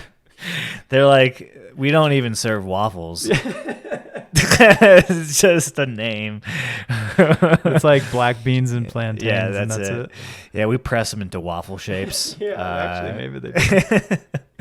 Plantain waffle actually sounds pretty good, honestly. Put a little Yeah. maple syrup on it. Yeah, waffles are good. So yeah, Guatemala, besides the earthquake, was pretty amazing. It's really, really cool place. Pretty much anywhere you look, you're looking at volcanoes. Yeah. We stayed in two places. One was Antigua, not the same as the island of Antigua. It's Antigua, Guatemala. But I would say just as cool probably. I've never been to Antigua, so I don't know. But it's like the kind of like stereotype of what you see in kind of Central America of like the colorful little buildings. So you just have like reds, yellows, blues, purples, whatever. And lots of little cafes and coffee shops and really good restaurants. And then massive volcanoes. Like there's one called Agua that's right behind the city, and you can see it pretty much from anywhere in the city, and it's just right there. Right. Was that over one you. dormant? It is dormant, yeah. Gotcha. It actually, at one point, I believe I'm getting this correct, actually destroyed the city. So Antigua used to be the capital of Guatemala, and then I don't know if it was that one that made it not the capital anymore, or if it was a different time that it erupted. But yeah, it was destroyed, and then Guatemala City became the capital of Guatemala. But they rebuilt over time. But it's a cool place. It's like cobblestone streets everywhere. So cars can't drive very fast. It's a lot of people walking around. There's a lot of expats and stuff that kind of live there or stay there for a long period of time.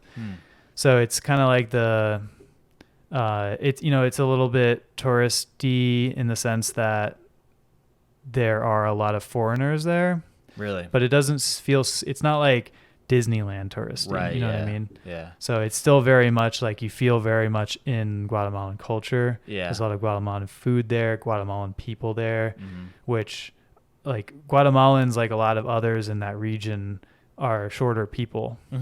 And so you, as like a taller white person, feel a little bit out of place, you know, because you're like kind of towering over people. Yeah. And so that's a little bit of an odd, like, it's a weird feeling. I didn't really expect I'd feel that way. I kind of felt a little bit like that in Peru, just because people are also very short there. And so you'll like walk under a doorway and you have to duck because nothing was built for non-Guatemalan people until more recently they've started building things that way. But like in my Airbnb that I stayed in a couple nights, there was one mirror and it was like the top of it was like the top of my chest. So if I wanted to look in it, I had to like bend down. Scoot down, Brush my teeth or something. So things like that are kind of weird. But it's a cool place. And then from there, you can do this hike onto this volcano called Acatenango. And basically you hike up to pretty much the top of it, but you can stay kind of on the side of it at a base camp. And then right across from you is one called Fuego. And that one is an active one. And it's pretty active. Like every 5 minutes to 15 to 30 minutes, it'll erupt. Whoa. And during the day, you can't see the lava just because like your eye can't see that. Yeah, 'cause it's too far away. Yeah. If you like could see it, you're probably too close. Yeah. Right. But at night you can see the lava and it looks pretty insane. Yeah. So that was a really cool experience. And then the other place we went to was called, it's a big, I think it's the largest lake in Guatemala, but it's also the deepest in Central America. I don't know if it's also South America, but at least Central America. And it's a big lake. It's got a lot of cool towns around it. And the thing that I found most intriguing about it is that some of those towns are actually towns where the tourism was built around Guatemalan people. So Guatemalan people from other parts of Guatemala would come to those towns for tourism. And so you go there and there's not a lot of foreign people. And you like, we met someone from a village, like this woman from a village who asked us if she could take a picture with us. Yeah, right. You know what I mean? Like we're there thinking like, oh, she's wearing like this really cool, colorful outfit that's like very traditional. Yeah. And we're like, we want to take a picture with her. But no, she was like, can I take a picture with you guys? Because she wants to show her family and stuff. I've heard a lot of, in some countries, that's a thing with like white people. Yeah. Yeah, where they're like, oh my gosh, it's a white person. Like, which feels so weird. Yeah. Because in like you'll go to big cities in South America and people will be dressed in traditional outfits and you can take pictures with them and stuff, but they want to get paid for it. Right, they're there because they know for tourism. You wanted to take a picture, right? Yeah, it's like going to Times Square and seeing Mickey Mouse, guy in a Mickey Mouse or a Spider-Man outfit. Yeah, exactly. Yeah. So like he's not just there to take pictures with you. Oh, dang it. That's kind of cool to actually experience that. I'm sure it was a very like novel, unique thing. Yeah. Yeah, it was a lot more it was one of the more authentic places I've been just because they're not as touristy as other countries. Yeah, I was going to say like Guatemala doesn't strike me as a place that people have on the top of their bucket list, like Italy, France, London, whatever, the big places. Guatemala seems like one of the ones that are off the beaten path a little bit. So it's interesting to hear about like what tourism feels like when you're actually there. Yeah. And lucky for us, we went with these people that we're friends with who planned the whole trip, and they have been there a bunch of times. So they know. So they knew like which towns to go to, because there are some towns that are a little bit more like foreign owned and stuff. So it was like go to the more authentic towns. We got to go to foreign owned, meaning like some of the shops and stuff are owned by foreign people. Oh, okay. So like gotcha. Americans, Chinese people, like just people who have non-natives been there for a while. And right. And like, that's fine, but you want, like you're in Guatemala, you want a Guatemalan experience. Right. Exactly. You want to support Guatemalan people. And so, we got to do this, go to this little town that's kind of known for ceramics. And we got to, paint like a bowl or a cup or something. And that's something that you can't just go online really and type in like textile class in Guatemala and find something like that. Yeah. Like you probably could find something, but it's going to be more of like lots of people go there and do that. But this was in a small workshop where professionals are actually there creating those things. And so that was really cool that exists to be able to do.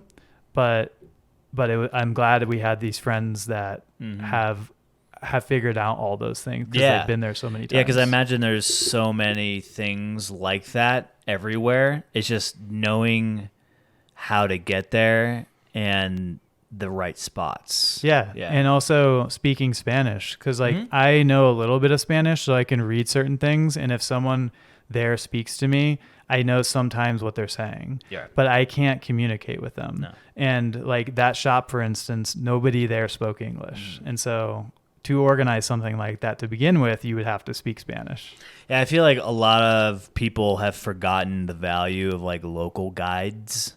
Like, and if you're fortunate enough to be able to afford to travel somewhere and then hire a local to basically take you around, show you all the cool spots, and enlighten you and reveal some of the off the beaten path things that aren't on quote unquote online.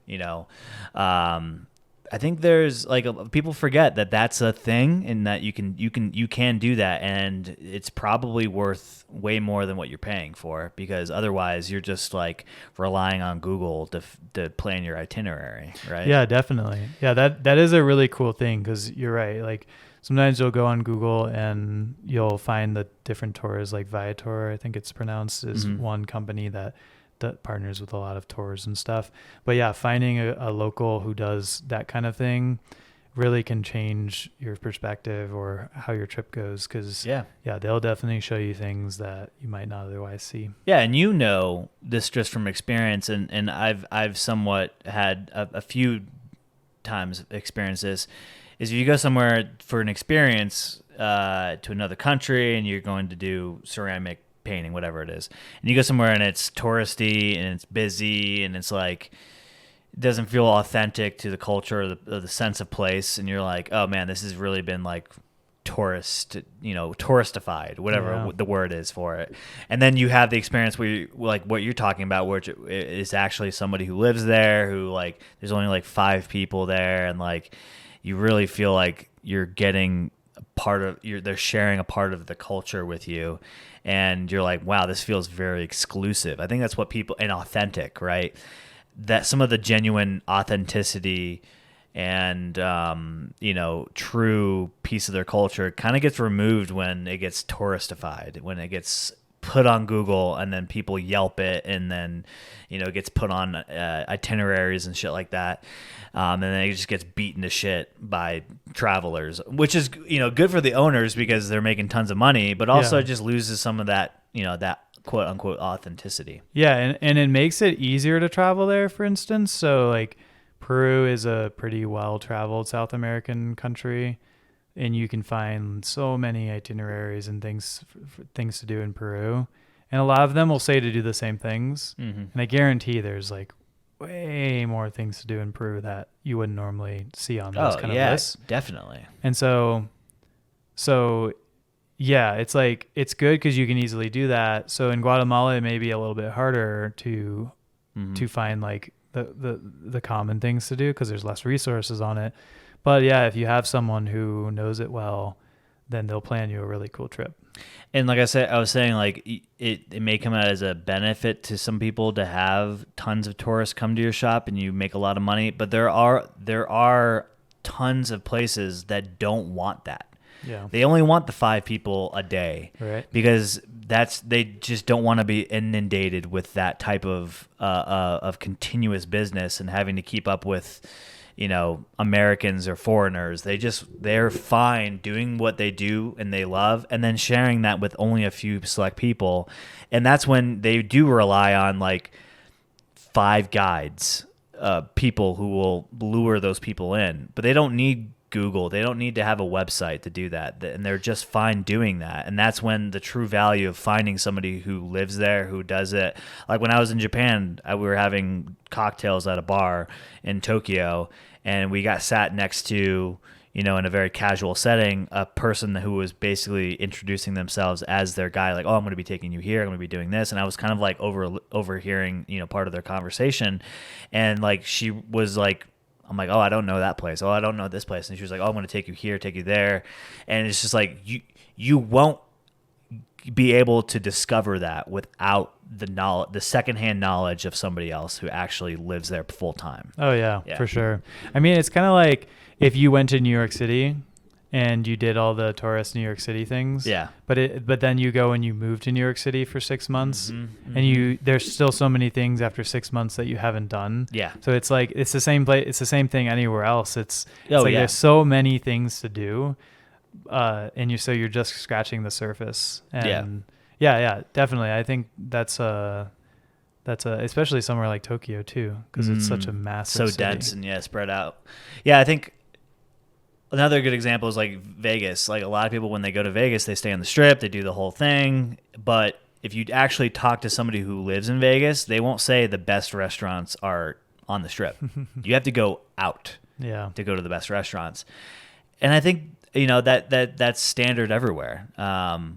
It's like, where do the locals go? Well, as soon as you pull up a page on Time Out or like Eater and it goes, oh, these are the best, local spots.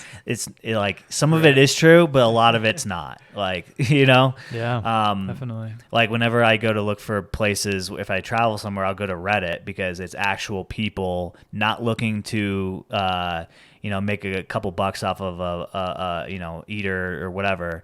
And they're actually going to give you what they like because they live there. Yeah, I feel like I do that pretty often with Reddit too. I'll type in a question about something or some place, and I'll put Reddit. And then all the Reddit results come up. I'm like, okay, good. This is where I'm good. No, it's so true. So what was like your favorite part of that entire trip? I probably the volcano. Yeah. Just because it was such a unique experience. I've been in cool cities. I've been on cool lakes. And you've been to volcanoes before. Yeah, I saw one volcano. I mean, I've seen dormant volcanoes, like a lot of them. A lot of people have. I mean, we have a bunch in the U.S. Yeah. But I had seen one active volcano in Iceland. It was a smaller volcano, and it wasn't like exploding into the air. It was more like I could see the lava pushing out of it, but it wasn't erupting, I would say. Mm-hmm. And that was a really cool experience, but this was just on a whole nother level, just seeing the, whatever it is, the ash, I don't know, the smoke coming out. Yeah. Just starting very small and then going kind of like a bomb just up into the air, and seeing all the dust on the volcano and ash or whatever it is come up because of how forceful that explosion was, and then hearing it and feeling it. Was that unsettling? No, it wasn't. You were just in awe. There was like one time where it went off where I was kind of like, that was pretty big. Like to the point where we're not that far. If it was quite a bit bigger than that, then it could reach us. Yeah. But for the most part, no. I mean, I did wake up a few times in the night from booms, and it was kind of the same thing with the earthquake. You're like, was that louder? Was that bigger than it normally is? Like, what if I need to evacuate? Because it happens once a year that people have to evacuate. Oh, really? Yeah, from that volcano. Is there like a season of eruption, or is it just like any time? It's any time, but I think it's fairly consistently between 1 to 2 years. Okay. It's like become more frequent in past years. So that's why I say like once a year, because the past couple of years it's been once a year. But I think it's fairly spread out. Like I don't think it happens in like January and then like March. I think it's kind of more. And you mentioned like the smoke billowing up. Was there like ash falling? Where did you see not near like us? Dust anywhere? No. Okay. So it's far enough away where that stuff doesn't kind of spread. Yeah, because and the air quality where you were isn't necessarily affected. I don't know, because it does get kind of hazy there, and I don't know if that's from the volcano or pollution or something else. What is the population of Guatemala? Like how dense are we talking about here? Well, for there to be like a lot of pollution. Yeah, so a lot of the Latin American countries have quite a bit of pollution, I think, because of their kind of the infrastructure. I'd probably blame it on. So they have a lot of plastics and trash that doesn't decompose well.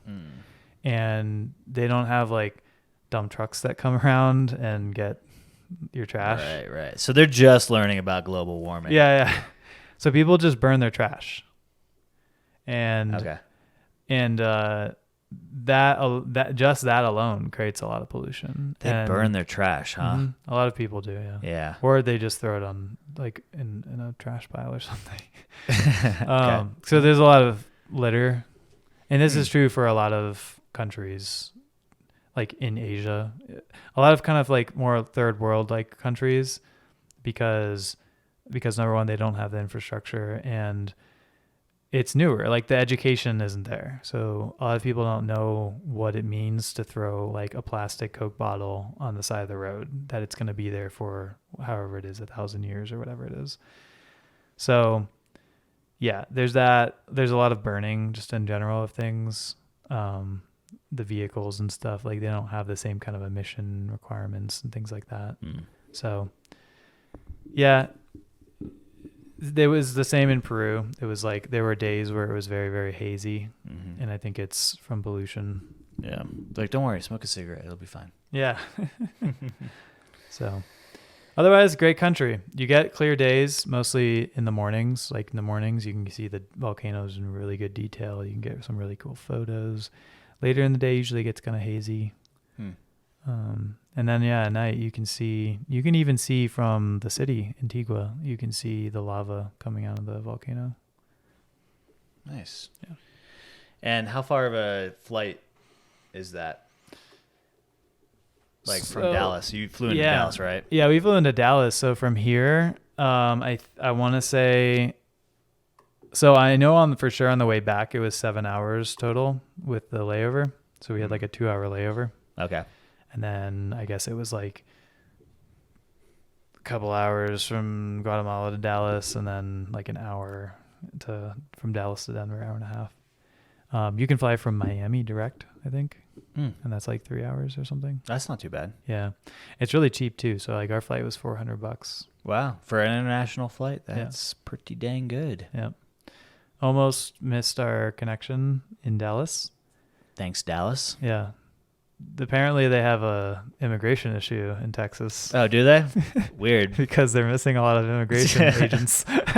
Yikes. Yeah, I heard about that. Yeah. So there were like 2 people checking passports. Yeah. And a line like in Cancun. So does Texas have state income tax? I don't think so. They might want to think about doing that. Sounds like they got to fix a few Aren't they things. federal agents though? Oh, yeah. Well, maybe they need to subsidize or something. I don't know. No, it was actually kind of funny because so I didn't have to wait in the line because I have global entry. That was super fast, but Sarah did. So when you get off the plane, you walk into the customs area, and the first thing is foreign nationals, U.S. citizens, and global entry. And you walk past foreign nationals, almost nobody there. Yeah. There's like 6 TSA or immigration. What are they called? I don't know what the name is. Customs agents. Sure. Customs agents, right there, checking foreign passports.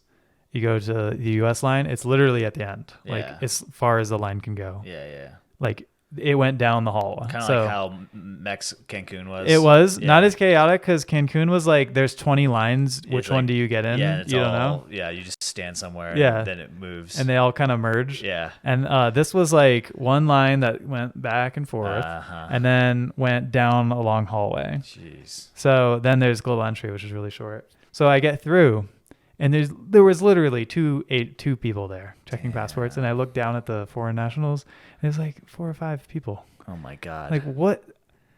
Does this make sense? Like, don't you prioritize U.S. citizens because we pay the taxes to get back into our country? What the Dallas, fuck? what are you doing? It made no sense. I wanted to take a video, but I was afraid I'd get arrested. Yeah, maybe. I don't know. Because I think you're not supposed to video in that area, like in customs and stuff. Right, yeah.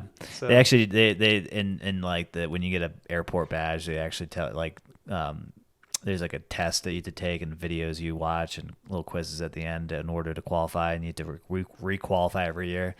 Every year? Yeah, every year, yeah. And without getting too much into like the test and everything, I won't spoil it for anybody. Also, I'm not necessarily supposed to go into specifics of it, but there is, or maybe there isn't, like suggestions that like if you see any suspicious activity, you should report it, right? And recording security protocols may or may not be one of the things that constitutes suspicious activity. Yeah. So I definitely would have been stopped, and they would have been like, "Why are you videoing?" Hey, what's going on, bud? Oh, I just want to expose how Obama closed the border. Yeah. This is Biden's America, everybody. Yeah, maybe they need to rethink some things over there. Yeah, I don't know. I mean, it could have been like sometimes I try to give them the benefit of the doubt. I'm like, maybe flights were delayed. There weren't supposed to be that many people, and coming in at that time, so they didn't have as many people there working.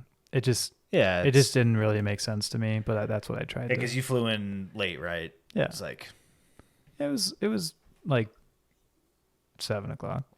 Oh, that's not too late. Yeah, it wasn't that late. Yeah, that's a reasonable hour. Yeah. Well, it sounds like a kick-ass trip. Yeah, it was dope. Would you go back? Yeah, I'd go back for sure. Yeah. I would say it's a little bit of a struggle with the food and stuff. It's like Mexico, you can't drink the water. Oh, right. You said be careful what you can't brush your teeth your body. with the water. Gotcha. Everything has to be either filtered or bottled. Mm-hmm. I would say don't even use the filtered water because most of it's like a sandstone filter. Oh, so what were you drinking? I would just about bottled water. Oh, okay, I gotcha. Yeah. I mean, the bottled water is like from somewhere else. Yeah, okay. And there's a different filtration You're like, process. where does this come from? These are You're more drinking like Topo Chico all day, weren't you? All right. These are more like natural filters. Because your hotels will give you filtered water. Right. It's like, okay, I don't know, maybe. Yeah, maybe. I'd rather buy the water. It sucks because you're using plastic, so you're going through a lot of. We would buy like exactly one use things, but we'd buy like you can buy 3-liter water bottles and stuff. Oh, so that's at least something. Yeah. So you can have you can bring a water bottle, reusable water bottle, and then just buy those big things, fill them up. So it's not too bad if you do it right. Mm-hmm. Food wise, really, really, really good food and coffee and stuff. Yeah. But I'd say like half the people we were with 15 people, probably half the people had stomach issues. Oh, yeah. Yikes. Nothing bad, nothing real bad. Nothing debilitating. Yeah. But the typical, like I got the shit. Yeah. I got to go now. Yeah. For me, it was like I was totally fine the whole time. Yeah. And then the last night I was getting stomach cramps. Yeah. Something wasn't sitting right. Yeah. So I had that for like 2 or 3 days after. Yeah, you ate the mystery meat, didn't you? I did not. I did not eat any meat. I did not eat any lettuce. Yeah. No like open fruits, like strawberries and stuff where they have to wash them. Right. You can eat like mango because I cut into it. And was this off the advice of your like guide that you were with? Yeah. Not the guide, but the people who have gone before. Yeah, right. They were like, "Hey, don't do that." Right. Yeah, okay. And the experience in Peru. Yeah. So we kind of knew Peru. We were really, really risky. We ate ceviche. Lettuce smoothies. Pretty much anything that came from a nicer place. Right. But what I learned is that doesn't matter that much. Right. It can still be dirty. Exactly. Yes. Is it really like the water, I think. Anything that comes in contact with the water. Yeah. So like food preparation wise, if it's cooked, it's cooked. Like it's going to burn and kill most stuff. Yeah. But it's like if it's something that's not, or if it's just that the meat, like a street vendor, didn't handle the meat very well. Even if they cook it can still be. Yeah, you get like a medium steak. Yeah. So there's still bacteria in it. Right. So don't eat the hot dog carts in Guatemala. Yeah, those Nathan hot dogs on the street, the cobblestone streets.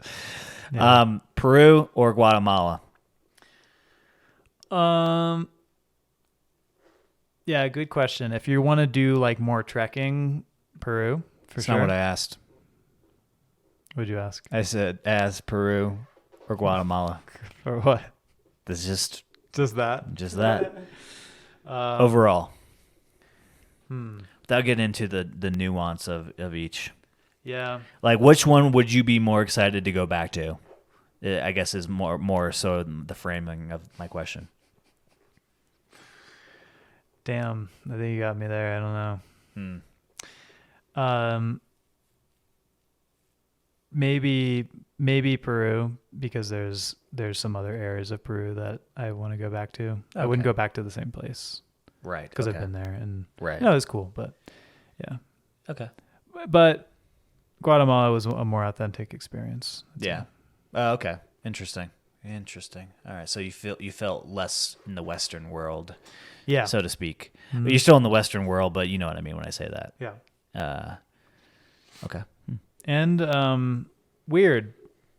You feel weirdly safe in Guatemala, and it's probably a bad thing. I don't know, because you let your guard down a little bit. Yeah.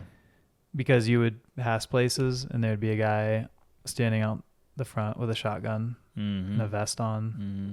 But you went with a group of people, Yeah, I went more with or a group of less, people. and But that's still, I probably mean, like some I comfort. walked alone at night on Yeah. the streets. Uh, Felt safe. yeah. But like every home has bars. Yeah. Um, Well, you try to walk up. There's like a little 4-foot guy, Guatemalan guy, come up against like basically a 6-foot American. yeah, Maybe not fuck with that yeah, guy. but there's gangs, So. Yeah, true. But I think for the most part, they probably not in the more tourist areas. Yeah, right. Or the smaller towns and stuff. I think there's probably specific regions that they are. Mm-hmm. So. Well, you all heard it here, folks. Guatemala, Peru. Myles is a well-traveled man, and he's sharing some of his experiences here. Going to Texas next. Boom. Texas makes the dream work. Texas is something. It's next to Mexico, and that's where Topo Chico comes from, so that's all that matters. It's Topo adjacent. If they don't have Topo in like every store and restaurant, I'm going to be pissed. They basically do. Yeah. All right, guys. Thanks for listening. Thanks for tuning in. Catch our audio drama experience. Don't write me off right now. All of season 1. Our final episode coming soon in a few weeks. And of course, like I said earlier, if you love animated adult TV shows, you should support Super Dudes right now on Kickstarter, trying to reach their goal. And until next time, adios. Bye.